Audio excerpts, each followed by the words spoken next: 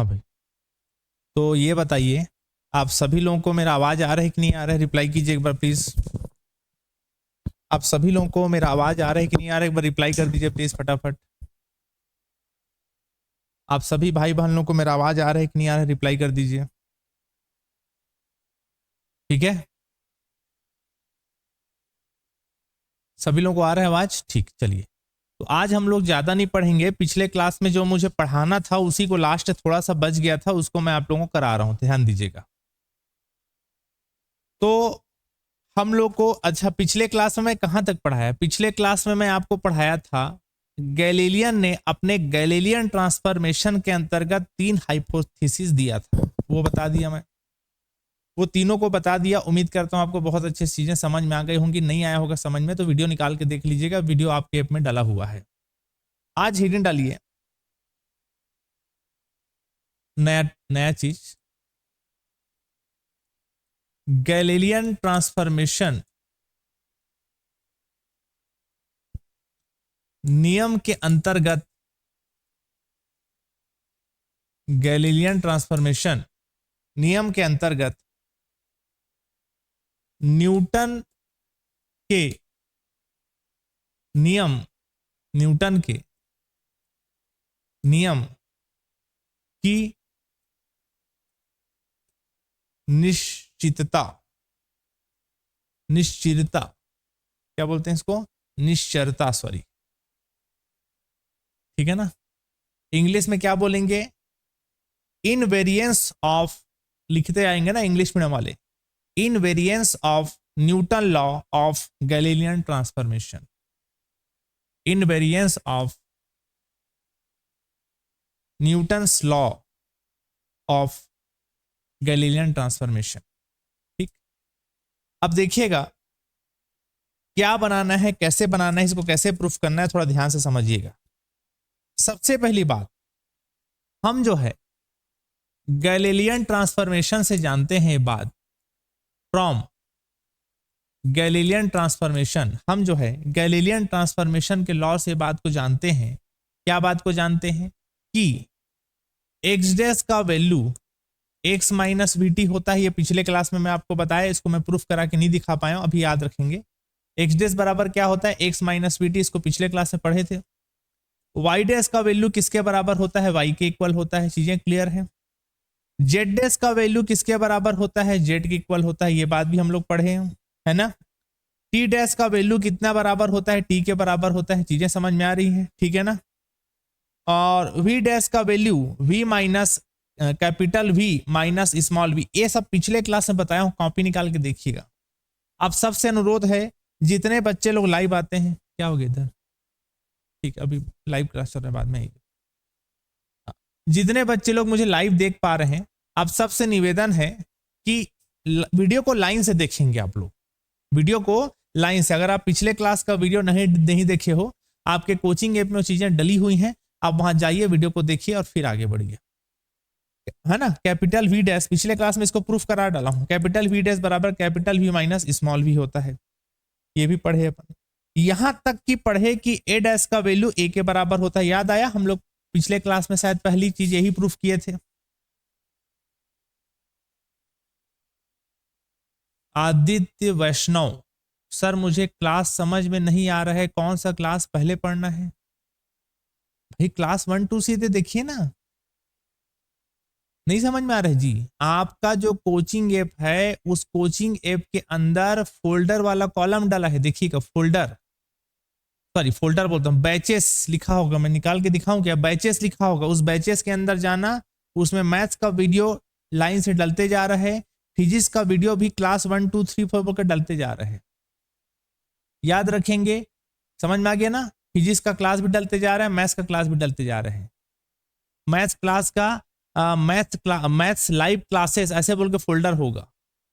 दिक्कत होता है तो ऑफिस और नंबर फोन लगा के अपना डाउट क्लियर कर लिया करो, पूछ लिया करो क्या दिक्कत है आपको, ओके। चलिए ध्यान दीजिए, अभी थोड़ा ध्यान दीजिए। अगर आप पिछला क्लास का वीडियो नहीं देखे हैं तो ऑफिस और नंबर पे कल सुबह फोन लगा लेना, या 12 बजे ऑफिस में मैडम लोग रहते हैं, वो आपको समझा देंगे। अभी ध्यान दीजिए, तो मैं पिछले क्लास में बताया गैलीलियन ट्रांसफॉर्मेशन से एक डैश का value x minus V T होता है, वाई डैश का वैल्यू y होता है, जेड डैश का वैल्यू z होता है, टी डैश का वैल्यू t के बराबर होता है, कैपिटल वी डैश का value capital v minus small v होता है, और एक्सेलरेशन a डैश का वैल्यू a के इक्वल होता है।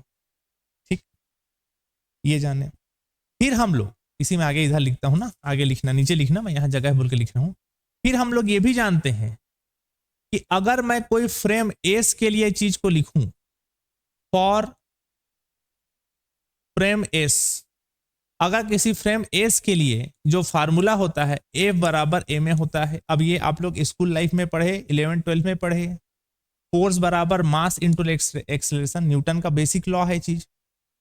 फोर्स बराबर क्या होता है, मास इंटू एक्सेलरेशन, बल बराबर द्रव्यमान गुणित त्वरण। कोई भी फ्रेम एस के लिए उसमें कोई पार्टिकल है, उसमें जो फोर्स लग रहा होगा फोर्स बराबर क्या होगा, F बराबर ए में होता है। क्लियर है चीजें, ठीक है ना। वैसे एक दूसरा और फ्रेम ले लूं, मान लिया एक और फ्रेम ले लिया फॉर फ्रेम एच डैश, एक दूसरा और फ्रेम ले लिया एच डैश, उसके लिए भी अगर ये फार्मूला लिखूं तो क्या होगा बताओ बोलो, F dash is equal to क्या होगा बताओ बोलो, एम ए होगा, एम ए डैश लिख लेना या एम ए, ठीक है ना। चीजें क्लियर हो गई। अब यहां पर ध्यान देना, देखो एक पार्टिकल है, कोई एक पार्टिकल है पी, उस पर फ्रेम एस के कारण जो फोर्स लगेगा वो, और दूसरा एक और फ्रेम है फ्रेम एच डैश, उसके कारण जो फोर्स लगेगा एफ डैश वो।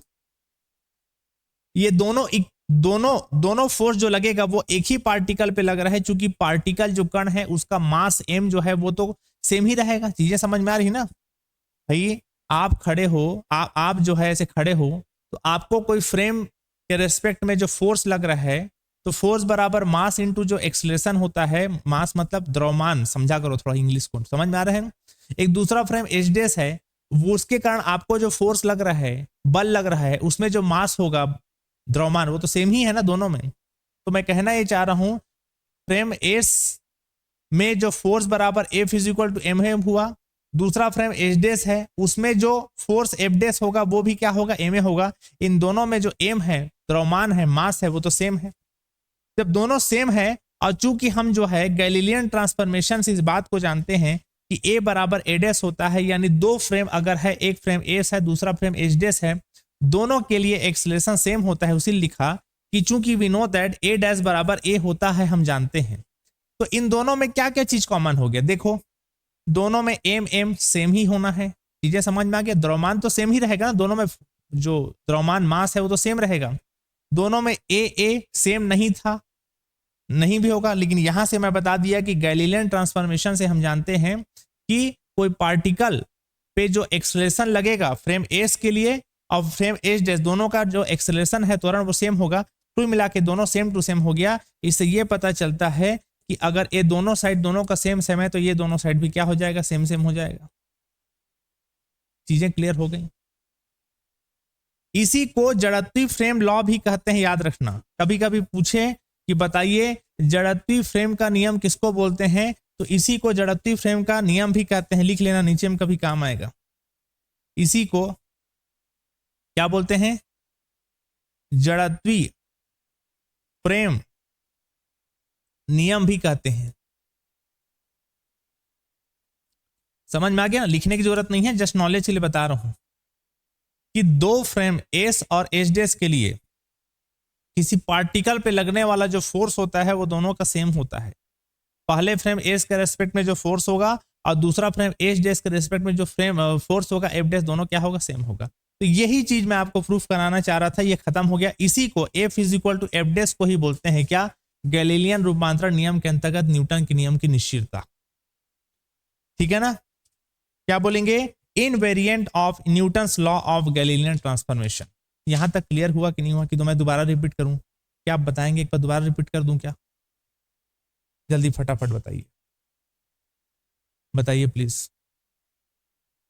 क्लियर हो गया कैसे कैसे किया कि हम गैलीलियन ट्रांसफॉर्मेशन से जानते हैं X dash is equal to X minus V T होता है, वाई डैश का वैल्यू वाई के इक्वल होता है, जेड डैश का वैल्यू जेड के इक्वल होता है, टी डैश का वैल्यू टी के इक्वल होता है, कैपिटल वी डैश बराबर capital V minus small V होता है, A dash is equal to A होता है। ठीक, फिर मैं फ्रेम एस के लिए फार्मूला जानता हूँ F is equal to M A, फिर मैं दूसरा फ्रेम एच डैश के लिए फार्मूला जानता हूँ F dash is equal to M A dash होता है। और हम यहाँ पास ये जानते हैं, पिछले क्लास में गैलीलियन ट्रांसफॉर्मेशन से हमने ये सीखा है कि दोनों फ्रेम के लिए जो एक्सेलरेशन होता है दोनों आपस में क्या होता है, इक्वल होता है।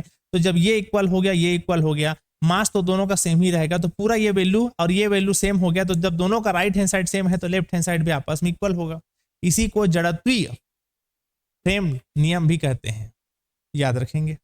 चलिए, प्रूव्ड हो गया, यही आपका इसमें प्रूफ करना था। ये टॉपिक कंप्लीट हुआ। क्या मैं आगे बढ़ूं? प्लीज जल्दी जल्दी रिप्लाई किया करो, है ना। हम आगे बढ़ते हैं फिर। Invariant of Newton's law of Galilean transformation.